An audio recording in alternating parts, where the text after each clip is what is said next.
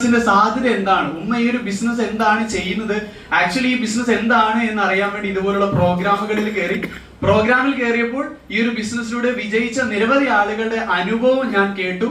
എന്റെ ഉള്ളിലുണ്ടായിരുന്ന ഓരോ സംശയങ്ങളെയും ഞാൻ അവിടെ വന്നിരുന്ന ഗസ്റ്റുകളോടും അവരോട് ചോദിച്ച് മനസ്സിലാക്കി എനിക്ക് കൺവിൻസ് ആവുന്ന രൂപത്തിൽ വാലിഡ് പ്രൂഫോടുകൂടെ എല്ലാ കാര്യങ്ങളും ക്ലിയർ ചെയ്തു തന്നു എന്നുള്ളതാണ് ഈ ഒരു ബിസിനസ് ഞാൻ സ്റ്റാർട്ട് ചെയ്യാനുള്ള കാരണം.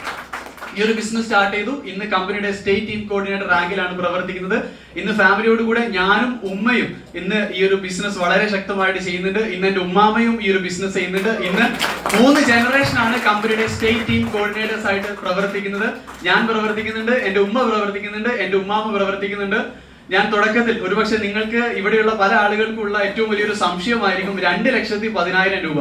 10 ലക്ഷം BV വരെയൊക്കെ പ്ലാനിൽ കുഴപ്പമില്ലായിരുന്നു. പക്ഷെ 2 കേട്ടപ്പോൾ ഒരുപക്ഷെ നിങ്ങൾക്ക് പല ആളുകൾക്കും വലിയ സംശയങ്ങൾ തോന്നിയിട്ടുണ്ടാകും.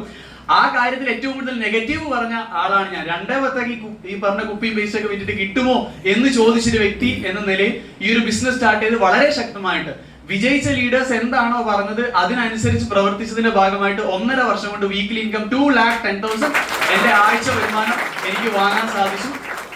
62 വയസ്സുള്ള എന്റെ ഉമ്മാമാർക്കും വീക്കിലി ഇൻകം ഞാൻ വാങ്ങിയ അതേ ആഴ്ചയിൽ വീക്കിലി ഇൻകം 2,10,000 വാങ്ങി കൊടുക്കാൻ സാധിച്ചു. ആ ആഴ്ചയിൽ എന്റെ കുടുംബത്തിലെ വരുമാനം 4,20,000 രൂപയാണ്.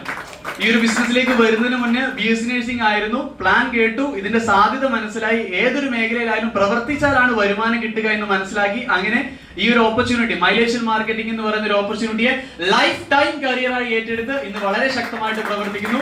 ഇനി ഒരു ഹോളിൽ എത്തി നിങ്ങളോട് എല്ലാവരോടും എനിക്ക് ഒരൊറ്റ കാര്യം മാത്രമേ പറയാനുള്ളൂ. നിങ്ങളുടെ ഉള്ളിലുള്ള സംശയങ്ങൾ പുറത്തുള്ള ആളുകളോട് ചോദിക്കാതെ ഇതിൽ വിജയിച്ച, ഇതിനെക്കുറിച്ച് അറിയുന്ന ആളുകളോട് ചോദിച്ച് ആ ക്ലാരിറ്റി വരുത്തുക എന്ന് മാത്രം പറഞ്ഞുകൊണ്ട് ഞാൻ നിർത്തുന്നു. Wish you all the best. Jai Hind, Jai Malaysia. Thank you so much.